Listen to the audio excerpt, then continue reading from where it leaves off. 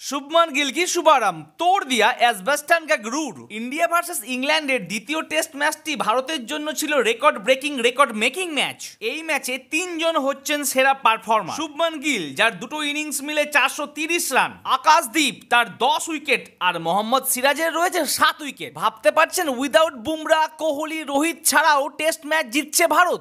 আজ মহেন্দ্র সিং ধোনির 44তম জন্মদিন। নমস্কার, আমি প্রীতিশ, আপনাদের স্বাগত জানাই ক্রিকেট স্ট্র্যাটেজিতে। সকালে অ্যাজবাস্টানের আকাশে ছিল মেঘ, দিনের শেষে ঝলমল করে উঠল আকাশ। অধিনায়ক শুভমান গিলের হয়ে দীপ জ্বালালেন বাংলার এই পেসার। ইতিহাস তৈরি করলে নতুন ভারত। প্রথমবার অ্যাজবাস্টানের টেস্ট জেতা তো বটেই, একই সঙ্গে বিদেশের মাটিতে সবচেয়ে বড় ব্যবধানে 336 রানে টেস্ট ম্যাচ জিতলো মেন ইন ব্লু। তাই অ্যাজবাস্টানে নতুন ইতিহাস, নতুন ভারতের। শুভমান গিলের দল প্রমাণ করলো ভারতের জয়যাত্রা চলছে, চলবে। মহাতারকারা অবসরে যাক, প্রথম টেস্ট হারের জ্বালা থাক, সেরা পেসার বিশ্রাম নিক, একরা সমালোচনাও জুটুক, সবকিছুকে উপেক্ষা করে শুভমান গিল রেকর্ডের পর রেকর্ড তৈরি করলো। আর আমিও যেন রেকর্ড তৈরি করতে পারি, তার জন্য করতে হবে আমার এই ভিডিওতে লাইক, আর চ্যানেলটিকে করতে হবে সাবস্ক্রাইব। ইংল্যান্ডের কাছে গিল যখন টসটি হেরে গেল দ্বিতীয় টেস্টে, তখন সবাই ভাবলো ইন্ডিয়া এবারও জিততে পারলো না। কিন্তু কোথায় কি, ইন্ডিয়া প্রথমে ব্যাট করে রান করলো 587, তার জবাবে ইংল্যান্ড 407 রানেই গুটিয়ে গেল। আর